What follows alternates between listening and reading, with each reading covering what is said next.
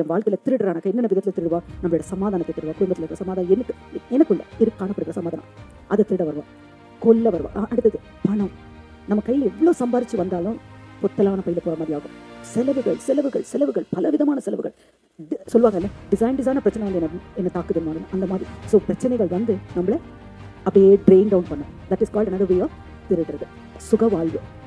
எல்லா மனுஷனும் சுகத்தோட பலத்தோட ஆரோக்கியமா இருக்கணும்னு தான் ஆசைப்படுவாங்க. ஆனா ஒரு சின்ன ஒரு cold and cough or fever ஏதாவது வந்துச்சுனாக்கா கான்ஸ்டன்ட் மெடிக்கல் பில். இது ஒரு சின்ன அடி.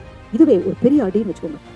பெரிய பெரிய பிரச்சனைகள் வந்துச்சுனாக்கா we will be under great. அதுக்கப்புறமா இதனால ஒரு நெக்ஸ்ட் ஸ்டெப் என்ன? கொண்டுடுவோம் மனுஷன். எதுக்கு? எப்படி இவ்வளவு நல்லா இருந்த மனுஷன் எப்படி செத்தாருன்ட்டு எல்லாரும் கேள்வி கேட்கிற அளவுக்கு அழிக்க வருவோம். ஸோ அழிச்சிடுவோம். ஸோ தெய்வஜனமே, ஞானமா நடங்க, தேவனுக்கு பிரியமா நடங்க, தேவனுக்கு பயந்து காணப்படுங்க. அப்படி இருக்கும்போது பொல்லாதனுடைய எந்த காரியமும் நம்மை தொடாதபடி கர்த்தர் நம்மை காப்பார். இப்போ